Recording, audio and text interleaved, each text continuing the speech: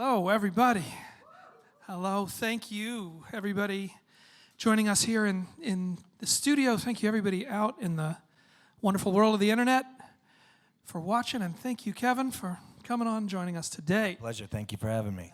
As you were just told, we're going to talk for a little bit up here and then take some questions from you guys, so think about what you'll be asking us.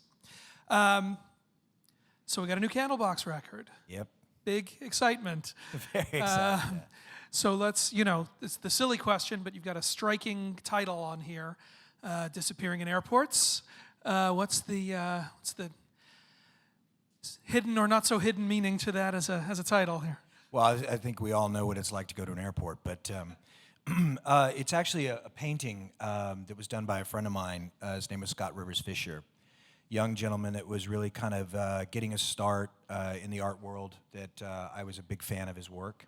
And I'd called him about doing a painting for the record, and he was enthralled and just was happy to do it. Started buying the canvases and started working on stuff, and sadly, he had a massive heart attack at the age of 41 and died.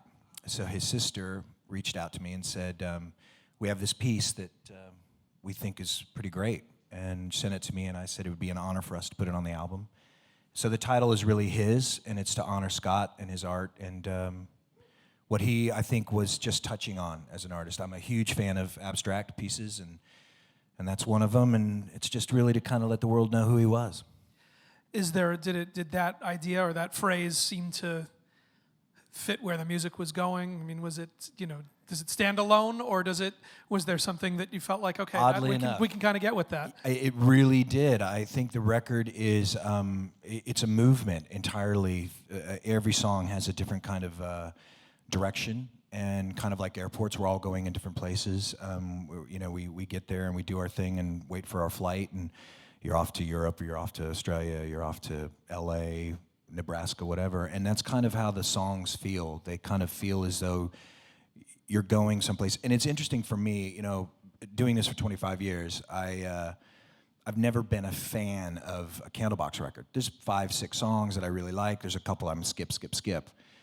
This record's been done since November, and I listen to it every day. I don't skip a track, which is odd for me, I just love it that much, and I think it's because it takes you on that journey, and it was so odd that this painting was called Disappearing in Airports, and people are actually posting that and tweeting that now when they're at the airport, disappearing in airports. So it feels right, and I'm just so happy with the fact that it worked. So it had been a few years between Candlebox projects. Was there a specific target, goal, ambition going into this record? Was there something that you were shooting for that was, a different feel, or a different, being in a different place in your life that was coming through here? Something that you went in with a vision? Well, absolutely. I think, you always, as an artist, you're always reaching for something new. Hopefully you are. I think we all have records that kind of, every single album that a certain band release sounds the same, and that's why we don't end up hearing from them for years. But I think with Candlebox, we've always tried to create something different and reach a new audience. With this record, it was imperative that we allowed ourselves to go as far as we could. We wanted that Bonnaroo audience. We wanted the Coachella audience, the alternative networks and the alternative music audiences, the young kids that may not know who Candlebox were, that don't listen to rock radio, that listen to maybe Alternative Nation on Sirius, or some of the Google Play channels or whatnot. And that's what we were going for. We wanted a record that was relentless and anxious and excited, kind of like what is happening in the world music now. Arcade Fire has been one of my favorite bands forever, and if you can pick the song on this album that is inspired by Arcade Fire, I'll pay you $100. But it's in there somewhere. Yeah. I do that. I really pull from what I'm inspired by, and I think new music. These girls with the band Haim, or Haim, however you say it. Their record blew me away, and I knew that I wanted to make a record that people that may not like Candlebox have to say, I really like this record, and that's what we're going for. You can't win them all. and you can't change people's opinions, but you may be able to change their mind, and that's what we were looking for with this record. So you've been through different lineups, different configurations of the band. Actually, at present, there's a couple of guys who've been in there slugging it out for a while with you, but you are the lone standing member from the original lineup. Why is it important to still, to continue making music as Candlebox? I mean, well, you've obviously fought for it, to keep that as an entity. Why at a certain point wasn't it just make Kevin records or move on from that? What is it keeps pulling you back to the idea of this band? Well, Candlebox has never really been the sum of its parts. It's always been about the whole. It was never about the individuals that were playing. It's always been about the music. And I think that's why when you think of Candlebox, you don't particularly think of, what Pete looked like or what Scott looked like or what Barty looked like. You think about the songs. You think about the memories and where it took you back to. And, when we released that first album in '93, it established us as a musical unit rather than a band. And for me, keeping that progression of what Candlebox means to the people that listen to it is important. Dave Cruzen from Pearl Jam 10 fame, joined Candlebox in '97. He's played on the last 4 records. And he's an incredible talent and a beautiful human being. But people only know the music. They don't know Dave's in the band, So for me, it's really just about keeping that name and what it stands for musically, rather than who the persons are that are involved in singing it or playing the guitar or drums or whatever. I want to ask about I guess we still say the single in these times, but I know that you had an idea behind Vexatious. There's a message you're trying to get across here. Tell me what's going on with that song. We live in an entitled society now, and that's where you come in, isn't it? Yeah, it's funny being I sing in a rock band, and and here I am talking about self-promotion and selfies and whatnot. But I was the story behind it is I was in Bali on vacation, and it's one of the most beautiful places in the world. The sun's setting, I'm on the beach, and it's just absolutely stunning. And there's this young, maybe 18-year-old girl, hair's all done up, full face of makeup, big long eyelashes, and she's just like of herself the entire time. And without any idea, totally oblivious to what's going on around her and the people staring at her, and this place we live in where you're supposed to be drinking in the beauty of life. You're in Bali, it's peaceful. And she could care less, and I was so disturbed by that, and it really started me thinking about what have we become as a society, living on these phones, living on these computers, and what the internet means to us, and how much it's taking from who we are as a community of people. And vexatious is the word to describe that for me, to cause irritant with a malicious intent of sorts. Not that this girl meant to be malicious and irritate everybody at the beach, but she was. And then, of course, you've got the pop stars and the rap stars and the athletes that are constantly back and forth with one another on Twitter as though their opinion matters and it's the word of God. And I think that that's what's happened, is we've forgotten that opinions are just opinions. It doesn't mean that that's the end-all, be-all. And I was really affected by that. And that's the lyric for the chorus: can you do what's been done? Can you shine in the sun? Can you just be? Rather than be the moment, just be in the moment. And I think we've kind of forgotten about that. And again, just my opinion. And just an opinion is enough. Yeah. I don't know if this is as elegant as being the other side of that question, but I was reading an interview just from the last day or so that you had done, and you were talking about 2 of your favorite songs, being an Otis Redding song and a Clash song. I'm struck by, I have a 13-year-old son who's a rock and roller, a guitar player, and the ability for him to access all music all the time. Obviously there's a lot of business issues still to be sorted out, what that means and how that works, but it can't be bad for the music, as somebody who listens as widely as that, to live in a world where, we have access to all this stuff. If that's a trade-off with some of the downside of the internet side, what do you see on the music side?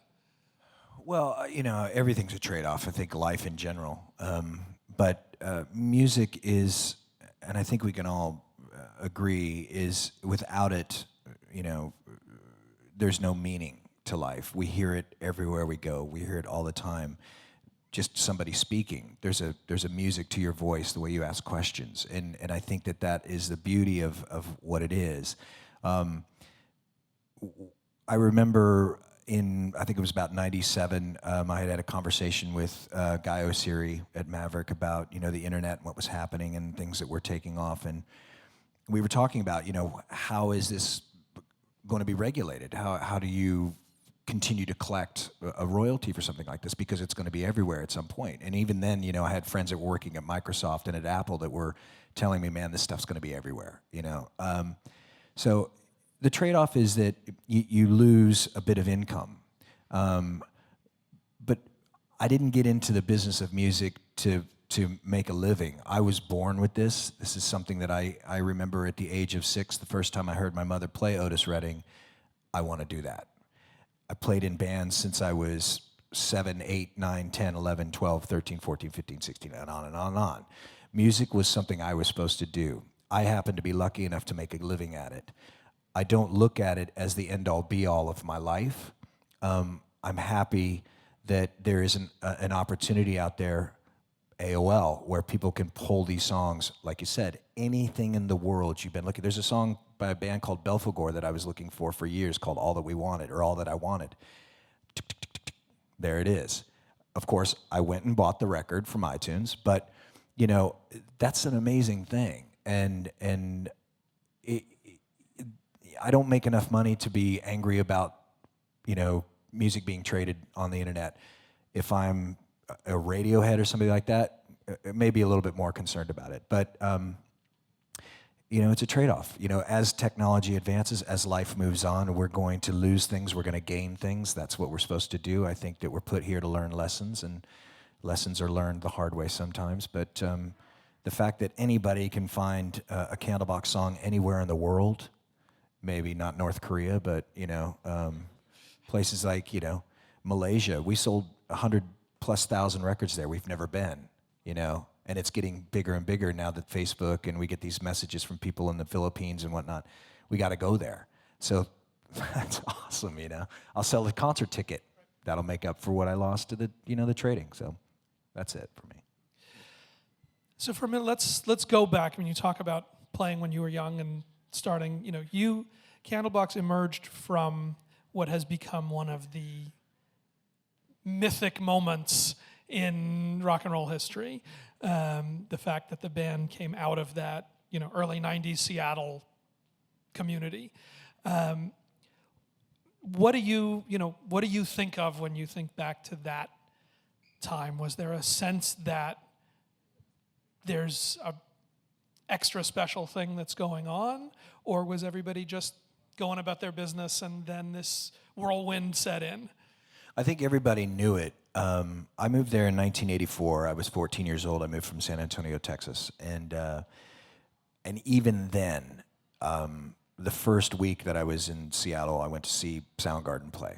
Chris Cornell was playing drums. As a three-piece, and I was flabbergasted. I'd never heard that kind of music. Of course, I'd heard Black Sabbath, I'd heard the heavy metal, I'd heard the black metal and whatnot, but I'd never heard this kind of punk rock, visceral, acid rock. And I remember thinking to myself, is this what I've stepped into as a young teenage kid that wants to be in a band? And then, of course, Nirvana, Alice in Chains, Tad, Melvins, Skinyard, Grunt Truck. It was all there. And I've seen shows that people will lie to say they were at, and I'm actually not lying that I was at these shows. But to be able to go back and think about that and the experience that I had to see such talent and become friends with Lane Staley, Andy Wood, Chris Cornell, Dave Grohl, to know all these guys. Chris Novoselic lived behind me. You know, as people, they're incredible. They're bigger than you can imagine, and then you see them on stage and you understand why they were so successful, why they made such an impact. And I think the music from Seattle, the reason that people love it so much is there's an honesty and an unrelenting passion about those bands and the music that they made, and that's very similar to, I think, what happened in England in the 60s, with American rock and roll in the 70s, with the English punk scene, with the American punk scene in the early 80s. It's just, when that time comes and it happens in R&B, you know, a lot of the great 50s R&B, it's just undeniable. And I just was so grateful. I hated my parents for the first year that I was there. And then all of a sudden I was like, thank you for bringing me to this amazing place, you know. And of course it rains all the time, so there's nothing to do but sit around and drink beer and make music. So that's why, another reason why it was so great, I think, maybe. As the history and the mythology has grown up, you know, around that time and place, do you feel like there's anything that's, you know, what's the biggest misconception about all of that? Or how has history kind of rewritten what was going on in that scene? Well, not everybody was on heroin, but there were a lot of musicians that were. The biggest misconception is that they were all competing for something, and there was none of that. It was all about supporting one another. Sub Pop Records was very instrumental in that. You know, Mark Arm and Mudhoney, I consider Mark and Buzz from the Melvins to kind of be the godfathers of grunge. I don't use that word, but in this situation, we kind of need to, because that's what we're talking about. But they included so many of these musicians into their lives, into their careers, into their songs, and into their shows. It was really very supportive. And I think that's the biggest misconception, is that people think, oh, they must have just all been like playing a show against, you know, Mother Love Bone's playing over here, but Soundgarden's playing over here, and that wasn't the case. It was all about, let's play these shows together, let's build this the way it needs to build, let's have a community of musicians. And of course that's why you have all the great compilation albums that you've had. You got the Temple of the Dog record, which was to honor Andy, and that's what it was about, and that was the beauty of the city. Well, and it was so far away from where commercial pop music or even commercial rock and roll was at the time. I mean, it wouldn't have been competitive because there wouldn't have been the dream that it was going to take off like this. I mean, was that even... That's an interesting question. I think probably because they didn't care. Right. I mean, there wasn't a sense that one of these guys is going to knock Michael Jackson out of the #1 spot on the charts. Like, that wasn't what they were gunning for. No, even, I mean, and I think sadly, when Singles was done, that movie Singles, it was kind of the beginning of the end for what Seattle was about, because somebody figured out how to cash in on it. And although Cameron Crowe's a genius, sometimes he goes a little bit far, you know. But no, no one really, you know, we're playing clubs that had worse PA, you know, not even this. You know, and you didn't care. It was, you had to do it, and they didn't. I don't think any of them. I know Candlebox. It wasn't our intention to get signed to a major label and go out and blow up. We just were making music, and somebody happened to see what we were doing. You know, and somewhere along the line, you know, it becomes financial. But early on, it was really just about being. And last thing, and then we'll go to questions from these guys, but you've said it's 20, however many years of Candlebox. There's new stuff to play. When you're playing those, you know, those huge hits from back then, when you're on stage, you know, putting a set together, how do you relate to the guy who wrote those songs, the guy who wrote the songs on the first record? Do you have to go to a certain place to draw on that, or is it still immediate for you? It's still immediate. I mean, every song I've ever written is personal. They're all about my life. They're all about my experiences, things that I've been affected by. I'm incredibly arrogant in that sense and insecure. So, but when I do Far Behind, I wrote that for Andy Wood. Andy was the musician that first told me that don't listen to what anybody says. Do it the way you want to do it. Make the music you want to make. Nothing matters. And that was when I was 16 years old. So for me to write Far Behind for Andy when he passed away, it's so easy for me to remember how much he meant to me, how much Mother Love Bone meant to me, Malfunction, his solo stuff, everything that he did. A song like Blossom was written for a girlfriend of mine that started bringing people to our shows. No one came to see us except for her and 3 or 4 of her friends. The next time it was 10, the next time it was 15, and she was bringing these people. So it's easy for me to connect to that. Cover Me is a song about organized religion. I was raised Roman Catholic. I was an altar boy for years. So I can instantly go to that because they mean that much to me. Do I want to play them every night? Not all the time. But the minute that it starts and you hear that reaction from the crowd, there's nothing like it. It is the greatest feeling in the world. And thank God, 25 years later, people still want to hear what Candlebox does. And I'm so grateful for that, you know. Still get to get up and do it. All right, we will now look for questions from a couple of you guys up in the front. My name is Ken. I'm actually from Seattle. I'm here on business, and lo and behold, you're sitting here on the stage. So I was like, wow, I'm going to need to carve out a couple hours. But I lived through that Seattle scene, and to this day, I drive past what used to be the Rock Candy and the Off Ramp and all those great shows, and it was such a magical time. And I just thank you for all those experiences back in the day. Here, 20, 25 years later, I still follow you guys' music. It's obviously evolved, and I guess I'm interested in, much to the live component. How do you set your set list every night? Because there's obviously a lot of variety. I love it. I looked at the set list from a show a couple nights ago and saw some songs from Love Songs and Other Musings on there, which is awesome because I love that album. But how do you bring all that together and figure out what the right mix is? Because there's a lot of different feel to a lot of those songs, and how does it play out on stage? It's difficult. It's funny, I look at Pearl Jam set lists every night, and I'm like, thank God I don't have to do 30 songs. It's hard, you know that you want to start the set some nights with, a classic song, an original from the first album. How do you follow that up? A lot of times it's based on tunings. Let's say, Don't Use in D, Changes in D, Blossoms in D, and a song on the new record, Crazy, is in drop D. So we know that we're going to try and keep those together so that we don't have to do guitar changes.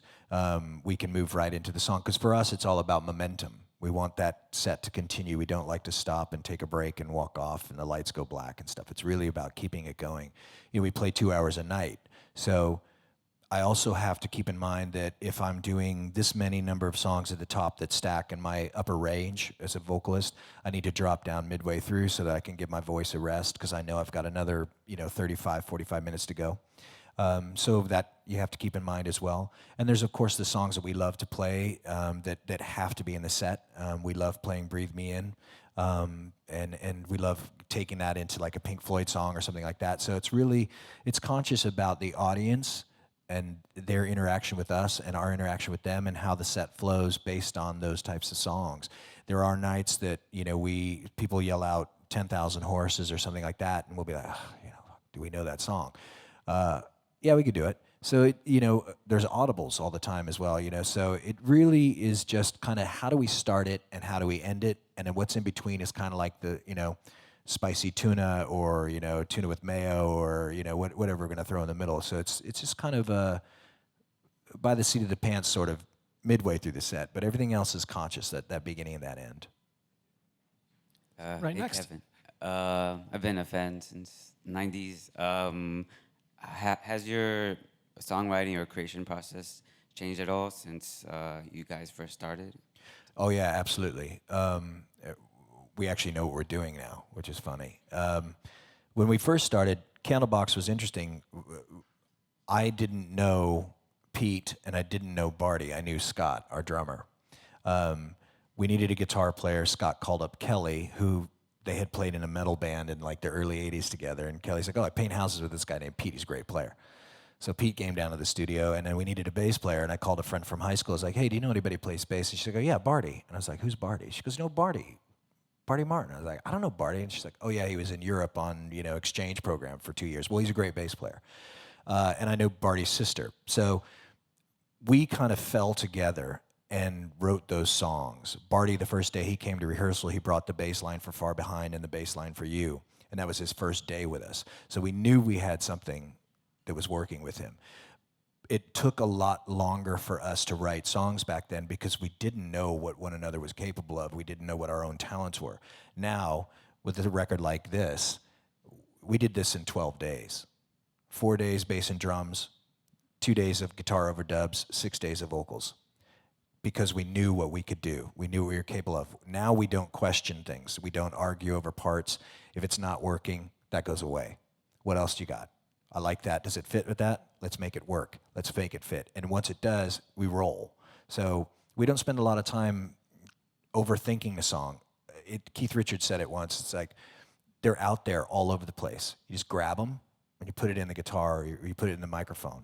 And if you allow yourself that, it happens so quickly. I wrote these lyrics in the studio. I only had lyrics for 2 songs. I would get up in the morning with the roughs in my earphones, and I'd start scribbling out. I go in and start singing, I don't like that word, I don't like that word, I love that word, and then rebuild it, and then sing the song. So I just, we just know what we're doing now. And I've got these 2 great guitar players that one's, comes from like a metal blues background, and the other one comes from a strictly blues background. So that process of them working together melds so well that it really texturized the album, which made it easy for me to write to. So it also has to do with having great players that understand where a song can go. Can do one more, yeah? Hello. In the back. I just want to know the story behind your cover art and how it relates to the music on the album. And also I wanted to know your opinion, since you've been in the music industry for a while, on artists who don't necessarily write lyrics. A lot of artists now say they just take it from the dome and just record off the top of their head instead of actually planning out and writing the music. Well, we discussed it earlier. This is a painting by a friend of mine that we had hired to do the album cover, and in the process he died. So this was given to me by his sister, and he entitled the painting Disappearing in Airports, so that's how we got that. And his name's Scott Rivers Fisher. And if you want to look him up, you can just Google his name, and his artwork's unbelievable. So that's about the album. Lyric writing is an interesting process. Some people are capable of doing it and making it fit to songs. I happen to be a drummer that became a singer, so I do it based on the syllable and the rhythm element of the song. So for me, I will sing off the top of my head a melody, and I'll have a concept of what I want to write about, but I need to find the melody first within that song to give me the amount of time that I have to lyrically, syllabically fit things in. I think there's a couple I think it's Dr. Dre was saying that when he was working with Eminem, he came in with sheets and sheets and sheets of lyrics, knew exactly what he wanted. And then he's got other artists like, young rappers that kind of just free form in the studio. And they have a guy in there that types while he's singing and says, oh, you said this, you said this, you said that, and then they build it from that. I think it's art in any way, shape, or form. I tend to be the type of person that I do not write lyrics before a record. I go into the studio with an idea, and I let that lyric make itself available to me, and then I'll write about it based on what the song's making me feel. There's a song on the record called I Want It Back, which is entirely about this problem I was having with my relationship with my wife. We were struggling with something, and it showed itself to me instantaneously, and I put it into a song. But sometimes that doesn't come. It's really about finding the thing that what the melody of the song's giving you will give you the lyric. But you can write it down beforehand and go in and sing it, or you can just make it up on the spot. It's just about being poignant, I think, and relevant as well. All right, folks, thank you for joining us. Thank you for watching out in the world. Thank you, Kevin Martin. The new Candlebox album, Disappearing in Airports, is out now. Thank you very much.